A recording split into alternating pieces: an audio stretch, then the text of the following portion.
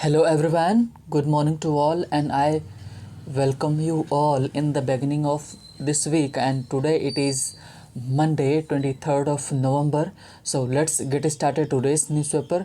So I want to tell you one thing, means today I have picked जो paper हमने जो लिया है कि वो अलग थोड़ा है ना, कि नॉर्मली हम जो डिस्कस करते हैं वो हमारा होता है द हिंदू, लेकिन आज जो हमने न्यूज़पेपर लिया है तो वो है हमारा द ट्रिब्यून, है ना। तो द ट्रिब्यून हमारा न्यूज़पेपर है, हम आज इसको डिस्कस करेंगे। तो as I have mentioned so many times कि हम जो न्यूज़पेपर पिक करते हैं तो कई बार चेंज करके करते हैं, ताकि क्या हो कि जो हम कई तरह से जो लिखने की स्टाइल होती है उनको पकड़ सकें, समझ सकें, क्योंकि जितने न्यूज़पेपर हैं उनकी लिखने की स्टाइल अलग अलग होती है ना।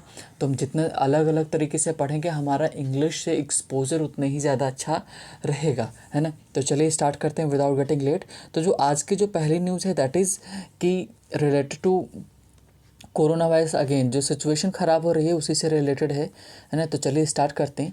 तो जो पहली है टू क्वेल, अब देखो नए वर्ड्स आपको इसमें मिलेंगे, अलग थोड़ा वर्ड्स मिलेंगे। To quell spike teams rush to HP and PB। HP का मतलब हिमाचल प्रदेश और PB का मतलब पंजाब, है ना। तो टू क्वेल का मतलब to prevent something from spreading, तो वही कंट्रोल करना किसी को। टू क्वेल स्पाइक मतलब क्वेल का मतलब कंट्रोल करना, स्पाइक का मतलब जो बढ़ोतरी बहुत ज़्यादा परिवर्तन हुआ, बढ़ोतरी हुई इसमें जो कोरोना वायरस केसेस में उस बढ़ोतरी होने की वजह से क्या हो रहा है, टीम रश, जो टीम्स हैं उन्होंने क्या किया, रश किया है, जल्दी की है टू HPN हिमाचल प्रदेश और पंजाब की तरफ दौड़े हैं वो, है ना।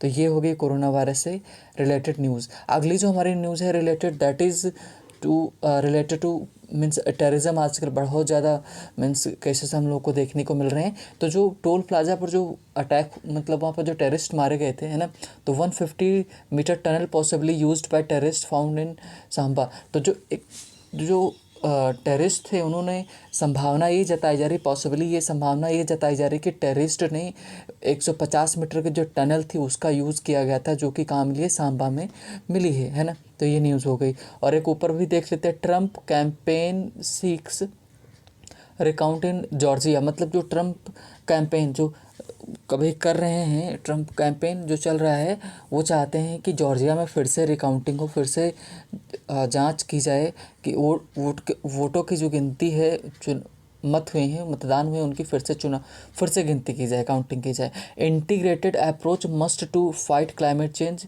PM at G20। जब मीटिंग हुई G20 के, G20 का है कि 20 देशों का एक ग्रुप है ना, जिसमें यूरोपियन यूनियन एक तरफ है, दूसरे भाग 19 देश हैं। तो उसमें जो G20 की समिट में कॉन्फ्रेंस के थ्रू हुई है, तो उसमें मोदी जी ने क्या बोला, इंटीग्रेटेड अप्रोच, मतलब सबको साथ में मिला करके, है ना, चलने वाली जो हमारी अप्रोच है, पकड़ है, नीति है, किसी काम को करने की शुरुआत है। मस्ट ज़रूरी है टू फाइट क्लाइमेट चेंज, है ना, कि जो क्लाइमेट चेंज है, जलवायु परिवर्तन है, उससे अगर हम लड़ना चाहते हैं तो सबको इंटीग्रेट होना पड़ेगा, सबको साथ में अखंड रूप से लड़ना पड़ेगा, है ना। कब बोले, प्रधानमंत्री जी ने बोला है एट G20 की कॉन्फ्रेंस पे उन्होंने बोला, है ना। आगे एक और न्यूज़ है कि लोकल न्यूज़ है, हालांकि ये, है ना, कि नहीं भी पढ़ेंगे तो कोई इशू नहीं, लेकिन फिर भी मैं बता दे रहा हूँ। टेंशन एज डेरा फॉलोअर्स थ्रॉन्ज, क्या है, सालाब सालाबादपुरा, ठीक है, सालाबादपुरा।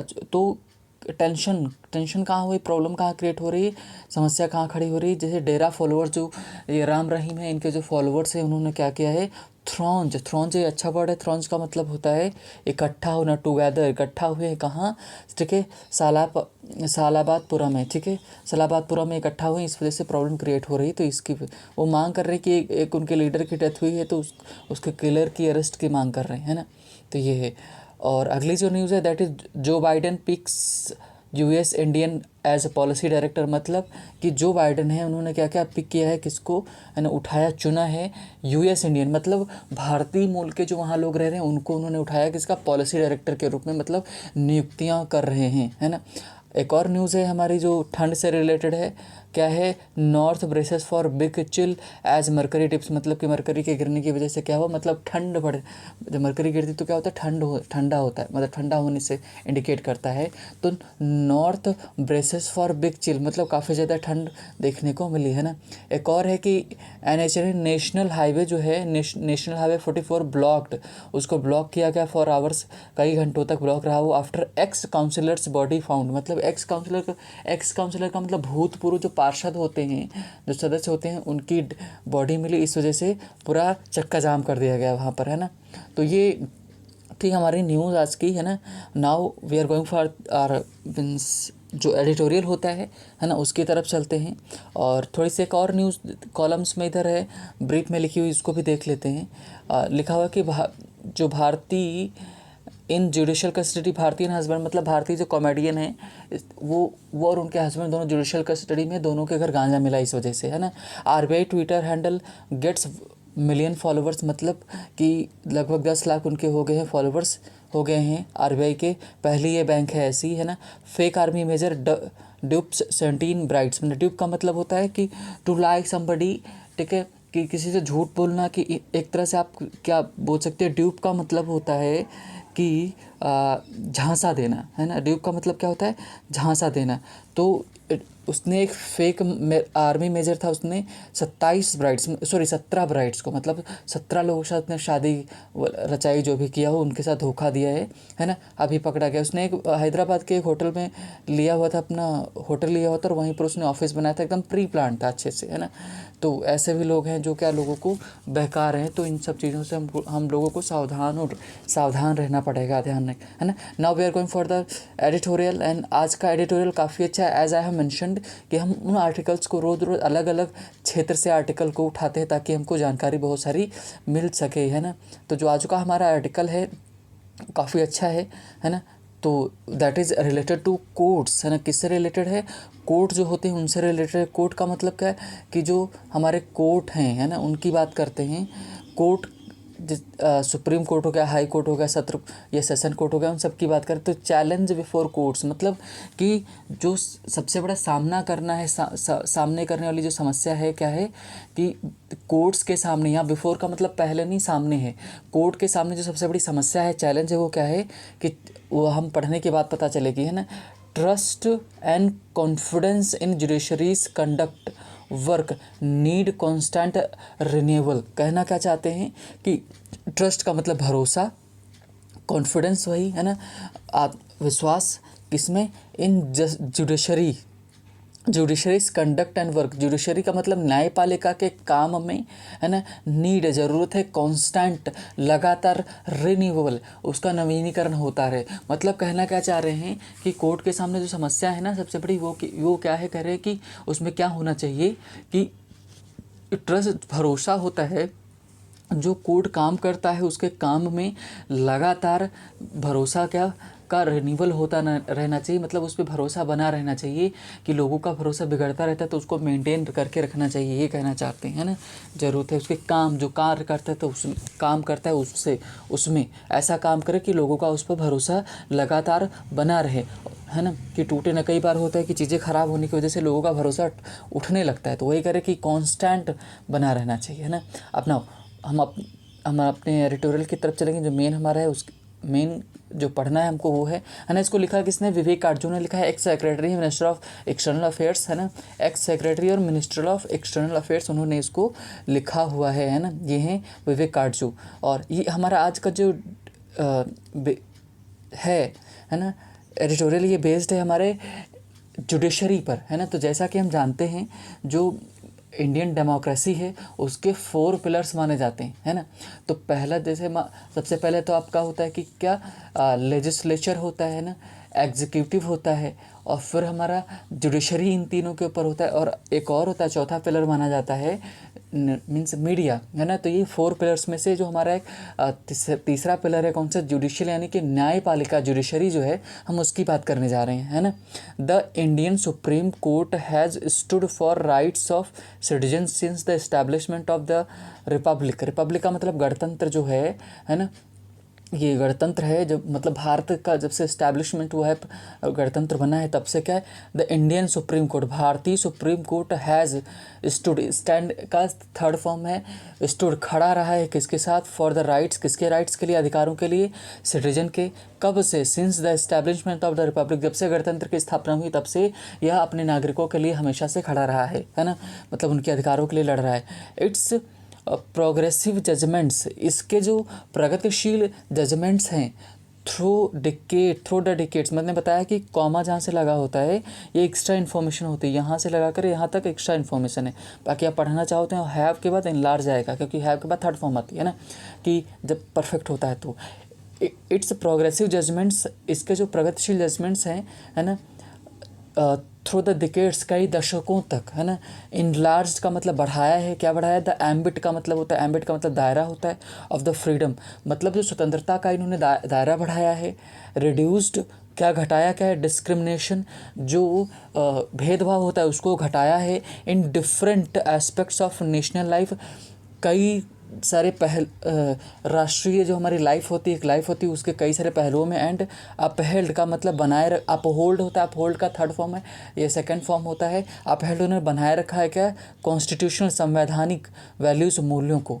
आप कहना क्या चाहते हैं, ये कहना चाह रहे हैं कि जो कॉन्स्टिट्यूशन, जो हमारा जुडिशरी है, इसने क्या किया, इसके जो निर्णय रहे हैं, इसने प्रगतिशील निर्णय रहे, इसने दायरा बढ़ा दिया है किसका, फ्रीडम का। मतलब कहना कैसे, मान लो कोई सरकार आती है या कोई लोग है किसी के फ्रीडम को रोकते हैं, उसको काम करने से रोकते हैं या उसको परेशान करते हैं, तो कोर्ट में जाकर अपील करता है, उसको न्याय मिलता है। तो क्या कर रहे हैं कि उन्होंने बोला कि जो स्वतंत्रता है उसके दायरे को उसने बढ़ा कर रखा है, बना के रखा है, और जो भेदभाव होता है उसको कम करता है। जैसे SC/ST एक्ट है, वो क्या करता है, मान लो अगर कुछ करोगे तो भेदभाव के लिए मतलब रोकने के लिए बनाया गया।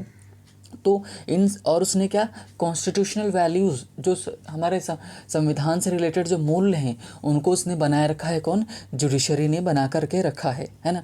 तो ये हो गया। आगे देखते हैं क्या है। तो आई थिंक कि काफ़ी अच्छा हमारा आर्टिकल है ना। The people have considered the court as a sentinel, the people have, लोगों ने इसको माना है, कंसिडर्ड किया है, द कोर्ट को एज अ सेंटिनल, पहरेदार के रूप में। सेंटिनल क्या होता है, पहरेदार होता है। सेंटिनल का मतलब होता है जो पहरेदारी करता है, तो कोर्ट को उसने पहरेदारी के रूप में ही माना, क्योंकि कभी भी दिक्कत होता है कोर्ट का दरवाज़ा खटखटाते हैं, और रात के 12 बजे भी कोर्ट खुलती है ना। तो एक पहरेदार के रूप में रक्षा की है ना। एवर विजिलेंट, एवर मतलब हमेशा के लिए, विजिलेंट का मतलब क्या होता है, विजिल का मतलब होता है नज़र रखना, और हम एवर विजिलेंट मतलब हमेशा के लिए एक विजिलेंट है, मतलब सबके ऊपर, विजिलेंट टू प्रोटेक्ट देम, है ना, against illegal actions and as a guardian. अब एक एक करके काम बता रहे कि कैसे ये लोगों को, एवर विजिलेंट, विजिलेंट उसको बोलते हैं जो जगता है, रात में भी विजिलेंट जो नज़र रखे, मतलब रात में भी जगने वाला। क्या करता है, विजिलेंट टू प्रोटेक्ट, सुरक्षा करने के लिए, देम मतलब लोगों की, है ना, अगेंस्ट, किसके अगेंस्ट, इलीगल एक्शंस, जो अवैधानिक काम होते हैं उनके खिलाफ। एंड एज अ गार्जियन, और अभिभावक के रूप में, दैट हैज़ प्रमोटेड, अभिभावक के रूप में प्रमोट किया है, क्या क्या है, प्रोत्साहन दिया है, देयर वेलफेयर, उनके कल्याण के लिए। मतलब कि हर तरह से कोर्ट ने, हम सबकी जुडिशरी ने, न्यायपालिका ने मदद की है, हमारी सुरक्षा की है ना, ये कहना चाहते हैं। आगे, दे हैव, उन्होंने क्या, देयर फॉर इसलिए, है ना, रिपोज्ड, मतलब दे हैव मतलब लोगों ने, दे हैव रिपोज्ड। अब देखो क्या होता है, रिपोज्ड क्या होता है, जताना, जताया है क्या, इसी वजह से लोगों ने जताया है क्या, अबंडेंट, बहुत ढेर सारा, ट्रस्ट मतलब विश्वास, भरोसा जताया, in its conduct and work, मतलब जो न्यायपालिका है उसके कामों में लोगों ने बहुत ज़्यादा भरोसा और विश्वास जताया है ना, ये कहना चाह रहे हैं। आगे देखते हैं। आगे, but the trust and confidence are depletable stocks, मतलब अभी देखो बता रहे हैं, कह रहे हैं कि अब समझ में आ गया होगा कि उन्होंने क्यों बोला कि कांस्टेंट रिन्यूअल क्यों ज़रूरी होता है। उन्होंने बोला कि जो कहाँ, वेर, हाँ, द ट्रस्ट एंड कॉन्फिडेंस जो हैं, भरोसा और विश्वास जो हैं, ये दोनों डेप्लेटेबल हैं। मतलब डेप्लेटेबल का मतलब क्षरण योग्य, कटता रहता है, घटता रहता है, बढ़ता रहता है, घटता बढ़ता रहता है ना। स्टॉक्स, ऐसा स्टॉक है जो मतलब एकदम घटता रहता है ना। तो दे रिक्वायर परपेचुअल रिन्यूअल। तो इस वजह से क्या है, ज़रूरत है लगातार, परपेचुअल का मतलब लगातार, रिन्यूअल का मतलब नवीनीकरण, मतलब इतना अच्छा काम करते जाए जैसे लोगों का भरोसा बढ़ता जाए, ऐसा कहना चाह रहे हैं, है ना। The court, okay just wait, हाँ, है ना। The court can not be unaware of this simple truth, है ना। और कोर्ट भी इससे अनअवेयर, अजागरूक नहीं हो सकता दिस सिंपल ट्रुथ, एक सामान्य सच से। मतलब कहना चाह रहे हैं कि कोर्ट को भी अवेयर होना चाहिए इस काम से कि सिचुएशंस कैसी रहती, मतलब कि उसको भरोसा बना करके रखना पड़ेगा, कि लोगों का भरोसा बना करके रखना पड़ेगा, ऐसे काम करे वो अपने कामों की वजह से, है ना। अब ऐसा इन्होंने बोला क्यों, इसकी वजह अब आप बताएंगे, है ना, कि ऐसा क्यों है कि हमें कॉन्फिडेंस एंड ट्रस्ट रिन्यूएबल की ज़रूरत है। Some sections of the people have been disappointed with the court, मतलब कि जो लोग हैं उनका एक सेक्शन है, एक जो वर्ग है ना, वो क्या है, डिसअपॉइंटेड रहा है, मतलब वो निराश रहा है किसके साथ, कोर्ट के साथ, है ना। क्यों रहा है, इन करंट टाइम्स, वर्तमान काल में, and for delays in hearing, है ना। इसमें डिले का मतलब देरी में, किसमें, हियरिंग मतलब सुनवाई में, some matters and hearing some others hearing some others expeditiously expeditiously expeditious expeditiously का मतलब होता है कि जल्दी करना। मतलब इन्होंने क्या बोला, in current times for delays in hearing some matters, मतलब कुछ मैटर जो मुद्दे हैं उनमें आप क्या कर रहे हो, डिले कर रहे हो, एंड हियरिंग सम अदर्स, और हियरिंग सम अदर्स एक्सपेडिटियसली का मतलब कि कुछ लोगों को आप बड़ा शीघ्रता से सुन रहे हो, मतलब कि भेदभाव हो रहा है, कि कहने का मतलब कुछ एक वर्ग है जिसको आप अच्छी तरह से सुन लेते हो, उसकी हियरिंग करते हो, उसकी मुद्दे सुलटा देते हो, और एक सेक्शन हमारा ऐसा जिसकी आप सुनते ही नहीं हो, है ना। तो इस वजह से ऐसा करने से लोगों का भरोसा उठ जाएगा। उन्होंने क्या बोला, the court can not dismiss the these people and their views, है ना। कोर्ट डिसमिस नहीं कर सकता, अनदेखा नहीं कर सकता इन लोगों के विचारों को और लोगों को और उनके विचारों को, एज ऑफ नो कॉन्सिक्वेंसेस, किसी भी रूप में, even if it feels that they constitute small minority and are ill informed. अगर मतलब आप इनके विचारों को और इनको अनदेखा इसलिए नहीं कर सकते अगर आपको ये लगता है कि इनकी संख्या कम है, या फिर ये है ना कि इनको अच्छी जानकारी नहीं है, इल इन्फॉर्म्ड है, मतलब इनको अच्छी जानकारी नहीं है, इनको कुछ गलत बताया गया, फिर भी आप इनको अनदेखा नहीं कर सकते, है ना। कि इनको इल इन्फॉर्म्ड का मतलब इनको जानकारी नहीं, पढ़े लिखे नहीं, आप इनको अनदेखा नहीं कर सकते, ऐसा ये राइटर कहना चाह रहे हैं कोर्ट के स्टेटमेंट के through. This is specially so, और ये विशेष रूप से कब है, when those who have publicly voiced their opinions are not limited to one section alone। और उन्होंने क्या बोला, ये विशेष रूप से तब है जब उन्होंने पब्लिकली का मतलब कि सामने आकर के लोगों के सामने बोला है, और not limited to one section alone, और एक ही सेक्शन में नहीं है, बहुत सारे वर्गों में है, चाहे वो मुस्लिम हो, चाहे हिंदू हो, चाहे बूढ़े हों, चाहे अमीर हों, चाहे गरीब हों, जिस तरह से आप सेक्शन को डिवाइड कर सकते हो उन सब में ऐसे लोग हैं, है ना। और उन्होंने बोला है कि they include a well regarded public intellectuals, और उसमें वो लोग भी आते हैं जिनको न्याय नहीं मिलता है, जिनको न्याय में देर होती है, दे इंक्लूड और उनमें शामिल कौन होता है, वेल रिगार्डेड पब्लिक इंटेलेक्चुअल्स, मतलब जाने माने बुद्धिमान जो इंटेलेक्चुअल्स हैं, बुद्धिमानपूर्ण लोग हैं। 30 ईयर, उसमें कौन कौन है, 30 year old stand up comic, है ना, कि 31 ईयर ओल्ड एक स्टैंड अप कॉमिक जो कॉमेडियन है, retired member of the superior courts, मतलब कोर्ट्स का ही सुपीरियर कोर्ट्स का रिटायर्ड मेंबर है ना। And the family of one who has approach the court but has not found redress का मतलब होता है कि हर जाना, मतलब एक वो भी फैमिली है जो कोर्ट को अप्रोच की है, पहुंची है, लेकिन उस कोर्ट का हर्जाना नहीं मिला है। कहना क्या चाहते हैं कि इसमें हर सेक्शन के लोग हैं, चाहे वो अमीर हो चाहे गरीब हो, है ना। और अमीर का तो हम नहीं कह सकते, लेकिन हाँ गरीब ज़रूर है, और वेल सेट जो जाने पहचाने लोग हैं। अब जैसे सुपीरियर कोर्ट का मेंबर है, उसको भी न्याय नहीं मिल रहा है, तो ये कितनी ख़राब बात है कि मतलब कि यही तो माना जाता है कम से कम आपके डिपार्टमेंट का, तो उसको तो न्याय मिलना चाहिए ना, है ना। तो ये सिचुएशन है कहाँ की, तो वही बता रहे हैं कि ऐसे हालात हैं, है ना। तो हमको ध्यान रखने की ज़रूरत है। The court should not brush aside, court को नहीं चाहिए, शुड का प्रयोग हुआ है, मॉडल है ना, मॉडल वर्ब।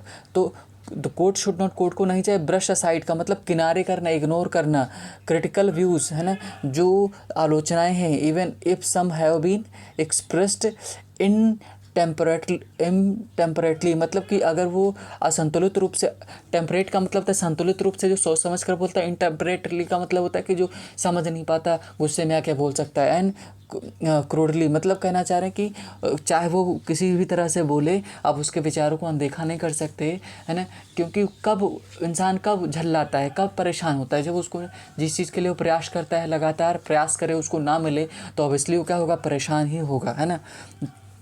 आगे बोलो, आगे देखते हैं। The people should know doubt articulate their opinions rationally, हाँ, लोगों को कोई इसमें संदेह नहीं, क्या करना चाहिए, सोचना समझना। आर्टिकुलेट का मतलब सोचना समझना चाहिए अपने विचारों को, बौद्धिक रूप से, रेशनली का मतलब बौद्धिक रूप से, है ना, लॉजिकली मतलब तार्किक रूप से, रेस्पेक्टफुली मतलब कि एकदम सम्मानपूर्ण से, एंड कंस्ट्रक्टिवली, है ना, मतलब एकदम कंस्ट्रक्टिवली का मतलब कि अच्छे तरीके से, है ना। And the court would be with in its rights, है ना, और कोर्ट अपने अधिकारों के अंदर रहेगा।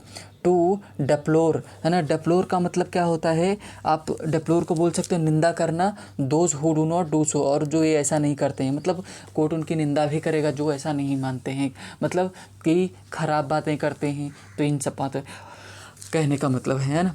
आगे देखते हैं, नेक्स्ट हमारा क्या है, ऑफ कोर्स क्या वास्तव में क्या, और ये भी सत्य है क्या है, the court also has the power to, है ना, कोर्ट के पास पावर भी है, किसकी पावर है ना, जस्ट वेट, कोर्ट के पास पावर भी क्या है, कौन सी पावर है, कोर्ट के पास भी पावर है। अब कैसी पावर है बता रहे हैं ना, कोर्ट के पास भी एक शक्ति है, वो कौन सी शक्ति है, वो यहाँ से हमने देखा था, यहाँ तक हमने देख लिया है ना। The court has power to, यहाँ तक देखा, अब आगे देखते हैं ना। The court has power to, court के पास भी क्या है, पावर है, शक्ति है, कौन सी शक्ति है देखते हैं ना। टू पनिश मतलब क्या, दंडित करने की, मतलब दंड देने की, है ना। पनिश कंटेम्प्ट, अगर अवहेलना करता है कोर्ट की तो उसको दंडित करने का भी उसके पास अधिकार है। Must not hesitate to use it if it concludes that unfair doubts are being raised deliberately and mischievously about its work to denigrate and sully its reputation, है ना। Intentional distortion of the court's work and would adversely impact the national good, है ना।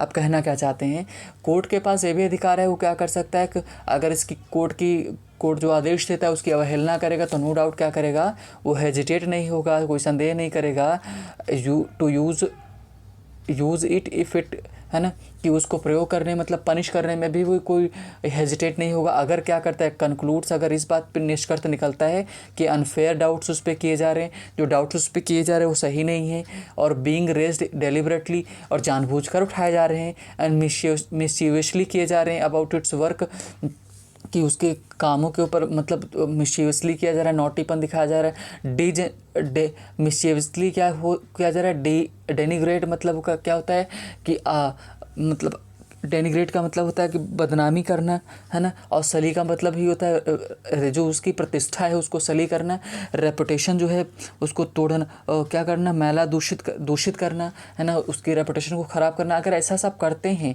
या intentional, अगर आप जानबूझ करके distortion of the court's work, जो कोर्ट का काम है उसको आप तोड़ते हैं, उड़ते हैं, would adversely impact the national good, जो हमारा नेशनल गुड है, जो हमारा हित है, उसको ख़राब करेगा।